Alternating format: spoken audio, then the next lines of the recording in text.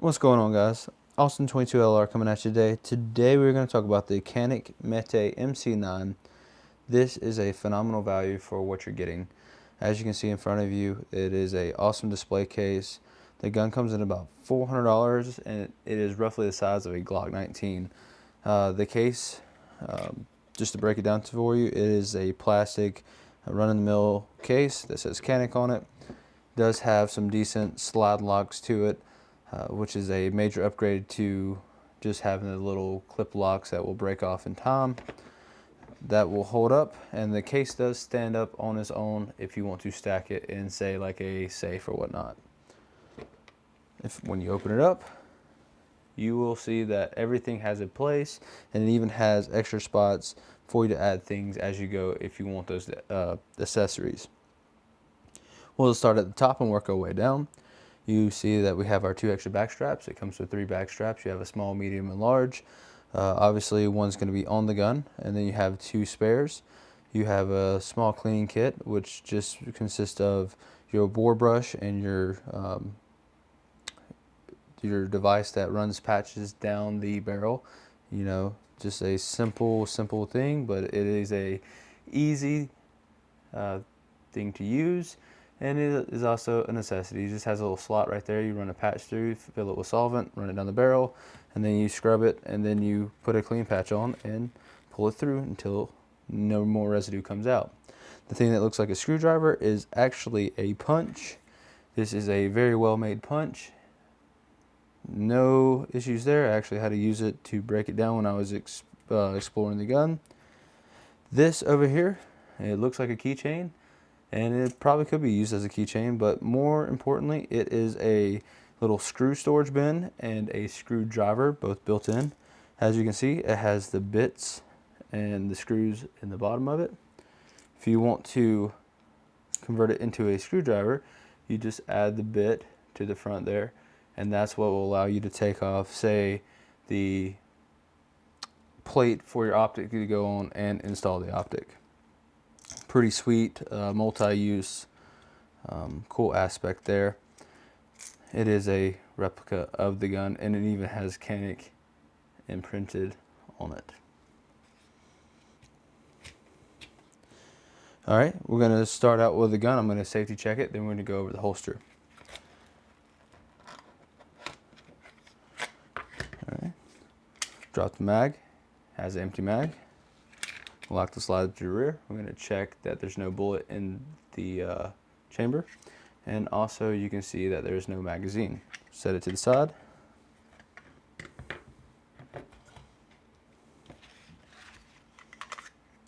Take our little speed loader off of there.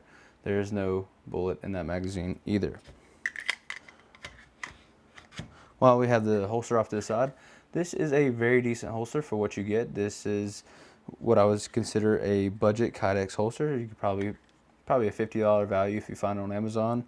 It is very comparable to like a Bravo concealment holster. It is also reversible, so as you see it in this configuration with the clips on the inside there, this would be an outside the waistband holster. I know that's kind of confusing for most, but if you were to switch these clips to this side, it would allow you to conceal this holster inside your waistband, and it is pretty good at that. I've tried it both ways. What I will say is, for a kind of a kit holster, this is a very good quality holster. You're not going wrong. The last thing you want to do is go get a cheap holster that when you take the gun out, it pinches closed and you can't get the gun back in. They have really set you up for success with this holster, especially coming in a $400 kit. Like I said, you would probably spend 50 bucks on that if you bought it aftermarket. You do have like a little pinky extension for your flush fit mag if you wish to do so. Just kind of pop this one off and slide this one on, and it just adds a little spot for your pinky to go. Nah, I really don't need that, so I stuck with the flush fit mag, and it is very easy to do that. Just take your little provided punch, push that down, slide that off, slide the other one on, and now you have a pinky extension for your pistol. And this is just a speed loader. Now, I will say it is a beefed up speed loader compared to your Glocks. It does have a little spot and knurling for your thumb to go. It just slides over, you add a round into it, and boom, you're ready to go. and you just repeat the process, add a round, let it go, add a round, let it go, until you have a loaded mag. Pretty decent speed loader, especially the quality that you're getting with coming in the kit already. All right, let's move the holster and the box out of the way, and we'll talk about the pistol for a second. As you can see here, we have the pistol. Now, I'm going to firstly do a size comparison with a Glock 17 because that is the gun that I use the most, and I think it is pretty standard in the gun world. So as you can see, I have my Glock 17. It is going to be empty. There is no magazine in it. We will check again. No magazine in it. We are good to go. All right, for the most part here, we're going to do a size comparison. Now, in my thoughts, it is about the same size as a Glock 19. With that being said, here is a size comparison between the MC9 and a Glock 17. You have about an inch right here on the bottom, and you have about an inch, probably about an inch and a half or inch and a quarter on the barrel end. Now, and that is very comparable to a Glock 19. If you flip them, they are both double stack guns, so you will see they are roughly the same thickness. Now we can get a micrometer out, but to be honest with you, this is going to feel just as sticky in your waistband as this is going to feel. And also, I will note that this gun right here is heavier in the hand than this gun right here. It does have a little bit more weight. I do not know the exact amount, but I just figured that out on camera when I picked both of them up. So with that being said, I'm going to slide this off to the side, and we're going, actually, one more size comparison that I saw pretty interesting. With the extended magazine, which is 15 rounds, it is the same exact size as my Glock 17, which holds 17 rounds. Now that's not a knock. 15 rounds is more than enough to get the job done. Anything over 10 in this day and age, I would agree that is phenomenal to get the job done. And just for size comparison, before I put the Glock out of the frame, this is what it looks like with a flush fit magazine. So yes, it is basically Canik's version of a Glock 19, which is not a bad thing. I love a Glock 19. It's the perfect size for everything, all things gun handling.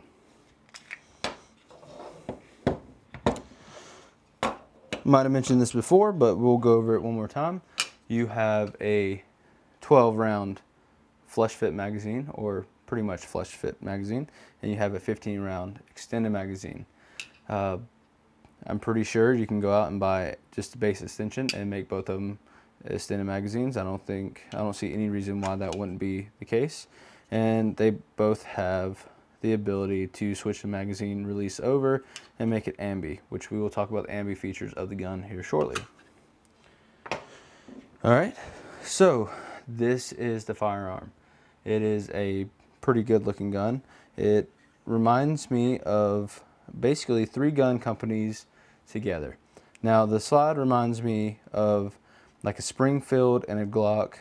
If Springfield and Glock had a baby, that's what I would say the slide was. And the bottom reminds me of strictly like what a Taurus G2 or whatever variant they have out today equivalent.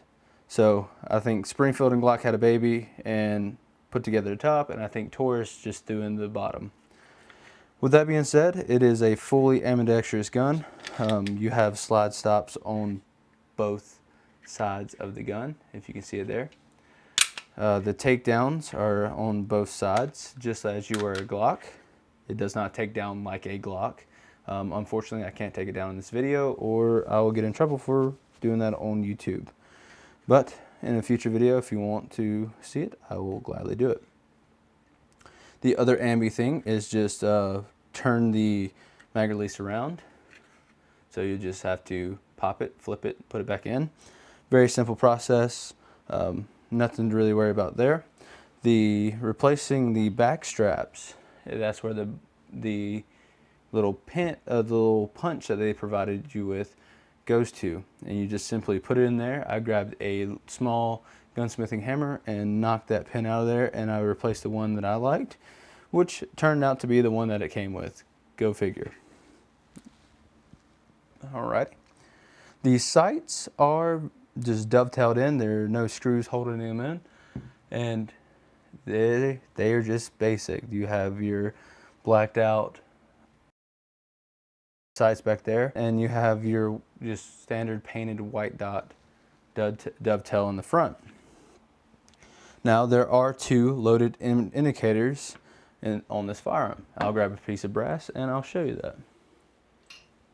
So this is a spent piece of brass. There's no bullet, projectile, and there's no powder. That cartridge is spent. This is just for demonstration purposes only. We are going to drop the brass in the chamber with no possibility of anything bad happening here. All right, let the slide go. You will see the first indicator right here. This little mohawk right here pops up when it goes over the brass case, and it also has a little dot of red paint. That red paint indicates that, hey, there is a round in the chamber. Red means dead. Anytime you see red on a firearm, tread lightly because it is more than likely going to be hot. And then you can also see a little shimmer of brass in there. That's just a thrown in. That is not a full-blown indicator.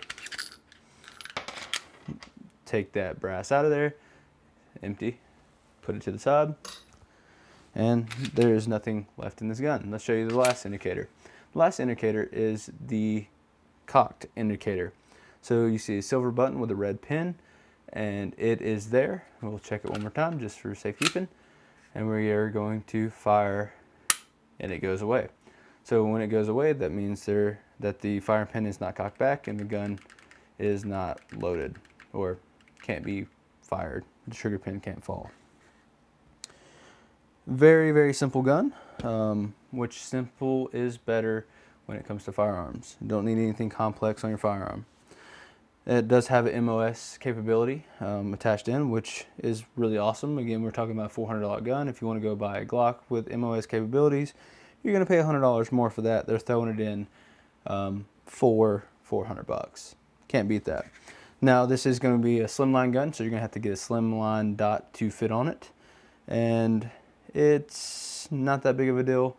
But the one thing I will say is whatever slimline dot you get, I would stay away from Holosun and their slimline. If they're full size, Holosun works all day long. But if they are slimline dot, stay away from them. I've had a lot fail on me. The other thing I will say is the trigger is okay. And we'll get into that right now. So to show you the trigger, we're going to have to pull the trigger. The trigger has basically 3 steps to it. You have a small creep, which you see that right there. All right, small creep to the first wall.